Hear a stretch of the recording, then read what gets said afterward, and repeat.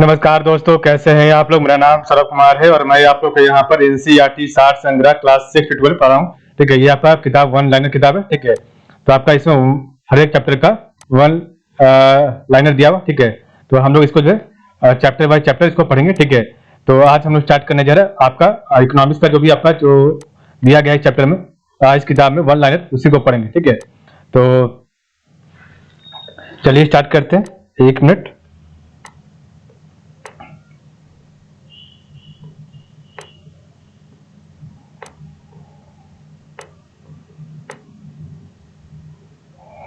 तो आपका ये वन लाइनर होगा और ये आपका रिवीजन वीडियो होगा। ठीक है, तो हम लोग इसको लाइन बाय लाइन पढ़ेंगे। ठीक है, और इससे पहले हमने एक और वीडियो इसका बना दिया, इसका अलग प्लेलिस्ट में। ठीक है, इसमें आपको हल्का फुल्का एक्सप्लेनेशन करके बताया गया है। ठीक है, तो चलिए स्टार्ट करते हैं। आज का हमारा आपका जो है सब्जेक्ट है भारतीय अर्थव्यवस्था। इकोनॉमिक्स की शुरुआत करेंगे। आज का चैप्टर में पहला होगा। ठीक है, तो भारतीय अर्थव्यवस्था का चैप्टर नंबर 1, अर्थव्यवस्था एक परिचय। ठीक है, तो आज हम लोग अर्थव्यवस्था एक परिचय को करेंगे। ठीक है, तो आपका चैप्टर नंबर 1। ठीक है, और इसमें हम लोग चैप्टर बाय चैप्टर कवर करेंगे। ठीक है, तो आज का चैप्टर 1 आ गया भारतीय अर्थव्यवस्था इंडियन इकोनॉमी। ठीक है, तो भारतीय अर्थव्यवस्था इंडियन इकोनॉमी को पढ़ने जा रहे हैं। ठीक है, तो या फिर आपका भारत अर्थव्यवस्था एक परिचय। ठीक है, तो चलिए आपके सामने चैप्टर नंबर 1 आ गया। तो इसका लाइन जो भी आपको लिखा है उसको पढ़ेंगे। तो जब हम किसी देश को उसकी समस्त आर्थिक क्रियाओं के संदर्भ में परिभाषित करते हैं तो उसे उस देश की अर्थव्यवस्था इकोनॉमी कहलाती है। ठीक है, तो जब हम किसी देश को उसकी समस्त आर्थिक क्रियाओं के संदर्भ में परिभाषित करते हैं तो उस देश की अर्थव्यवस्था कहते हैं। ठीक है, अर्थशास्त्र का जनक, तो अर्थशास्त्र का जनक आपको जो फादर ऑफ इकोनॉमिक्स किसे कहा जाता है, तो एडम स्मिथ को फादर ऑफ इकोनॉमिक्स कहा जाता है।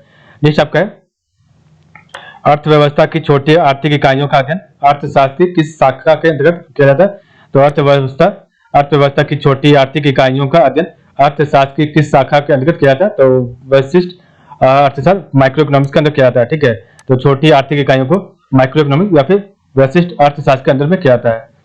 नेक्स्ट आपका समशिष्ट अर्थशास्त्र, तो आपका समशिष्ट अर्थशास्त्र को अर्थशास्त्र की एक अलग शाखा के रूप में आरंभ करने का श्रेय किसे दिया जाता है, तो जॉन मेनॉट कीन्स को दिया जाता है। ठीक है, तो समशिष्ट अर्थशास्त्र को अर्थशास्त्र की एक अलग शाखा के रूप में आरंभ करने का श्रेय जॉन मेनॉट कीन्स को दिया जाता है। भारतीय अर्थव्यवस्था किस प्रकार की अर्थव्यवस्था यहाँ पे की होगा, तो भारतीय अर्थव्यवस्था किस प्रकार की अर्थव्यवस्था मानी जाती है, तो आपका विकासशील अर्थव्यवस्था मतलब कि डेवलपिंग इकोनॉमी जो है मानी जाती है आपके भारतीय इकोनॉमी। ठीक है, तो भारतीय अर्थव्यवस्था किस प्रकार की अर्थव्यवस्था मानी जाती है, तो विकासशील अर्थव्यवस्था डेवलपिंग इकोनॉमी मानी जाती है। भारतीय अर्थव्यवस्था की मुख्य विशेषताएं क्या है, तो भारतीय अर्थव्यवस्था की मुख्य विशेषताएं क्या है, तो कृषि की प्रधानता, प्रति व्यक्ति न्यूनतम आय और बढ़ती बेरोजगारी, ये आपका जो है भारतीय अर्थव्यवस्था की मुख्य विशेषताएं हैं, जो इसका मेन आपका फीचर्स है। ठीक है, ये आपका एडवांटेज है। कृषि की प्रधानता आपका है, प्रति व्यक्ति न्यूनतम आय यहाँ पर है और आपका बढ़ती बेरोजगारी यहाँ पर है। ठीक है, भारतीय अर्थव्यवस्था, तो भारत की अर्थव्यवस्था मिश्रित अर्थव्यवस्था मिक्स्ड इकोनॉमी है जिसमें सार्वजनिक एवं निजी क्षेत्र मिलजुल कर कार्य करते हैं और इस अर्थव्यवस्था में पूंजीवादी कैपिटलिस्ट एवं समाजवादी सोशलिस्ट दोनों अर्थव्यवस्थाओं की विशेषताएं पाई जाती है। ठीक है, तो आपका जब भारत की अर्थव्यवस्था मिश्रित अर्थव्यवस्था मिक्स्ड इकोनॉमी है जिसमें सार्वजनिक एवं निजी क्षेत्र मिलजुल कर कार्य करते हैं और इस अर्थव्यवस्था में पूंजीवादी कैपिटलिस्ट एवं समाजवादी सोशलिस्ट दोनों अर्थव्यवस्थाओं की विशेषताएं पाई जाती है। मिश्रित अर्थव्यवस्था की संकल्पना किस अर्थशास्त्री के विचार से प्रेरित थी, तो मिश्रित अर्थव्यवस्था की संकल्पना किस अर्थशास्त्री के विचार से प्रेरित थी, तो आपका जॉन मेनॉट कीन्स के जो है विचार से प्रेरित थी आपका मिश्रित अर्थव्यवस्था। बंद अर्थव्यवस्था, तो क्लोज्ड इकोनॉमी से क्या आस है, तो बंद अर्थव्यवस्था क्लोज्ड इकोनॉमी से क्या आस है, तो आयात और निर्यात गतिविधियां ना होना। ठीक है, तो आयात और आपका निर्यात गतिविधियां ना होना आपका क्लोज्ड इकोनॉमी का मतलब होता है। एक्सपोर्ट और इंपोर्ट का जो भी आपका है ट्रांजेक्शन ये नहीं होता। ठीक है, इसी को क्लोज्ड इकोनॉमी बोलते हैं। तो यहाँ आपका एक फिगर दिया अर्थव्यवस्था के क्षेत्र, तो आपका अर्थव्यवस्था के क्षेत्र क्या है, तो प्राथमिक क्षेत्र, प्राइमरी सेक्टर, द्वितीय सेक्टर, सेकेंडरी सेक्टर और आपका तृतीय सेक्टर, टर्शियरी सेक्टर। ठीक है, तो आपका प्राइमरी सेक्टर में आता है कृषि एवं कृषि से संबंध व्यक्त गतिविधियां और इसके अंदर आता है कृषि, वानिकी, मत्स्य और खनन उत्खनन। ठीक है, तो आपका जो है प्राइमरी सेक्टर में प्राथमिक क्षेत्र में कृषि एवं कृषि से संबंध गतिविधियां, कृषि, वानिकी, मत्स्यन, खनन उत्खनन। ठीक है, और इधर आपका है सेकेंडरी सेक्टर में औद्योगिक क्षेत्र में, तो आपका सेकेंडरी आपका सेकेंडरी सेक्टर होता है, औद्योगिक क्षेत्र, इंडस्ट्रियल एरिया, ठीक है, इसमें आपका निर्माण, ठीक है, विनिर्माण, विद्युत, गैस एवं जल आपूर्ति आपका इसमें रहता है, ठीक है। तो नेक्स्ट आपका टर्शियरी सेक्टर, तो आपका टर्शियरी सेक्टर में सेवा क्षेत्र होता है, सर्विस सेक्टर, जिसमें आपका परिवहन एवं संचार, बैंकिंग एवं बीमा, व्यापार एवं भंडारण, ठीक है, और सामुदायिक सेवाएं, ठीक है। तो ये आपका जो है टर्शियरी सेक्टर में रहता है, ठीक है। तो आपका टर्शियरी सेक्टर में तृतीय क्षेत्र में परिवहन एवं संचार, ठीक है, बैंकिंग एवं बीमा, और आपका जो है व्यापार एवं भंडारण, आपका सामुदायिक सेवाएं है, ठीक है। नेक्स्ट आपका है वही अर्थव्यवस्था है जिन सॉरी ऊपर पढ़ेंगे, ठीक है, आपका यहाँ पर दिया है।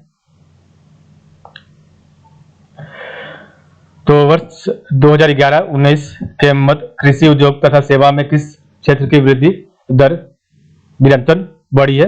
तो आपका जो वर्ष 2011 से लेकर 19 के मध्य कृषि उद्योग तथा सेवा में किस क्षेत्र की वृद्धि दर निरंतर बढ़ी है? तो आपका सेवा क्षेत्र की अर्थव्यवस्था में, तो अर्थव्यवस्था में उच्च स्तरीय निर्णय लेने वाले संस्थानों को किस क्षेत्र के अंतर्गत शामिल किया जाता है? तो आपका पंचम क्षेत्र के अंतर्गत अर्थशास्त्र के क्षेत्र में, तो अर्थशास्त्र के क्षेत्र में प्रथम नोबेल पुरस्कार किस वर्ष प्रदान किया गया था?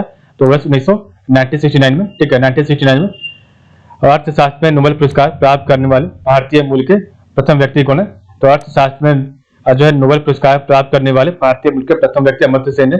अर्थशास्त्र का नोबेल प्राप्त करने वाले अभिजीत बनर्जी भारतीय मूल के दूसरे व्यक्ति हैं जिन्हें यह पुरस्कार वर्ष 2019 में उनकी पत्नी एस्टर डुफ्लो तथा अमेरिकी मूल की माइकल क्रेमर के साथ संयुक्त रूप से वैश्विक गरीबी उन्मूलन में प्रयोगात्मक दृष्टिकोण experimental approach in global poverty alleviation हेतु दिया गया था।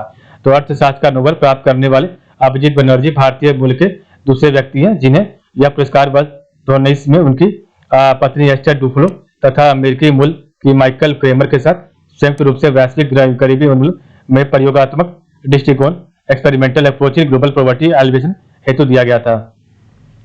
राष्ट्रीय आय और प्रति व्यक्ति आय एक निर्धारित स्तर से ऊपर पाई जाती है। तो राष्ट्रीय आय और प्रति व्यक्ति आय एक निर्धारित स्तर से ऊपर पाई जाती है विकसित अर्थव्यवस्था डेवलप्ड इकोनॉमी में, ठीक है। तो आपका किसमें? डेवलप्ड इकोनॉमी में पाई जाती है, ठीक है। हस्तक्षेप के सिद्धांत, तो हस्तक्षेप के सिद्धांत लेसेस फेयर का प्रतिपादन किस पर किया था? तो हस्तक्षेप के सिद्धांत का प्रतिपादन एडम स्मिथ ने किया था। गांधीवादी अर्थव्यवस्था, गांधीयन इकोनॉमी किस सिद्धांत पर आधारित है? तो गांधीवादी अर्थव्यवस्था किस सिद्धांत पर आधारित है? तो न्याय ट्रस्टीशिप के सिद्धांत पर आधारित है। समाजवादी अर्थव्यवस्था, तो समाजवादी अर्थव्यवस्था सोशलिस्ट इकोनॉमी का जनक किससे माना जाता है? तो आपका कार्ल मार्क्स को। तो समाजवादी अर्थव्यवस्था का जनक जो है कार्ल मार्क्स को जाना जाता है, ठीक है। भारतीय अर्थव्यवस्था के उदारीकरण, तो भारतीय अर्थव्यवस्था के उदारीकरण का अग्रदूत जो है हार्बिंगर ऑफ लिबरलाइजेशन कहा जाता है किसे? डॉक्टर मनमोहन सिंह को कहा जाता है, ठीक है। तो भारतीय अर्थव्यवस्था के उदारीकरण का अग्रदूत हार्बिंगर ऑफ लिबरलाइजेशन कहा जाता है, डॉक्टर मनमोहन सिंह को कहा जाता है, ठीक है। विश्व की 10 शीर्ष अर्थव्यवस्थाएं, तो विश्व की 10 शीर्ष अर्थव्यवस्थाएं 2019 में कौन कौन है? तो आपका नॉमिनल जीडीपी पर आधारित यूएस ट्रिलियन डॉलर में कौन है? तो नॉमिनल जीडीपी पर आधारित जो कि आपका यूएस ट्रिलियन डॉलर में है, ठीक है। तो सबसे पहला आपका देश जो है अमेरिका 29.49 आपका यहाँ पर जीडीपी है। चीन का आपका सेकंड पोजीशन 14.17 % पर जीडीपी। जापान का 5.22 आपका ट्रिलियन डॉलर जीडीपी है। जर्मनी का 3.9 ट्रिलियन डॉलर जीडीपी। भारत का 2.94 ट्रिलियन डॉलर जीडीपी है, ठीक है। और यूके का 2.83, फ्रांस का 2.71, इटली का 2.0, ब्राजील का 1.8 और कोरिया का आपका दक्षिण कोरिया का 1.6 है, ठीक है। तो इसका आपका जो है जीडीपी का जो कि आपका जीडीपी ट्रिलियन डॉलर में है, ठीक है। तो अभी आपका जो भारत है वो आपका थर्ड पोजीशन पर पहुंच गया, ठीक है। तो ये आपका पुराना डाटा है, ठीक है। तो नया डाटा के अनुसार आपका भारत जो है तीसरे स्थान पर पहुंच गया है, ठीक है। नेक्स्ट आपका यहाँ पर दिया गया एक लाइन, तो अर्थव्यवस्थाएं, तो वे अर्थव्यवस्थाएं जिनका विश्व के अन्य देशों से कोई व्यापारिक संपर्क नहीं होते वे बंद अर्थव्यवस्थाएं कहलाती है, ठीक है। तो वे अर्थव्यवस्थाएं जिनका विश्व के अन्य देशों से कोई व्यापारिक संपर्क नहीं होते उन्हें जो है वे बंद अर्थव्यवस्थाएं कहलाती हैं, ठीक है। तो ये आपका जो है चैप्टर नंबर 1 हमने आज कंप्लीट किया, ठीक है। तो कल हमारा जो है चैप्टर नंबर 2 होगा जो कि आपका होगा इकोनॉमिक ग्रोथ एंड डेवलपमेंट, ठीक है। तो आर्थिक समृद्धि एवं विकास, तो आपका कल चैप्टर नंबर 2 होगा आर्थिक समृद्धि एवं विकास, economic development, economic growth and development, ठीक है। तो आज के लिए बस है, आप लोग का बहुत बहुत धन्यवाद। तो हम लोग यहाँ पर चैप्टर बाय चैप्टर कंप्लीट करेंगे इकोनॉमिक्स का, जो भी आपका मैथ्स 1 की किताब दिया हुआ है, ठीक है।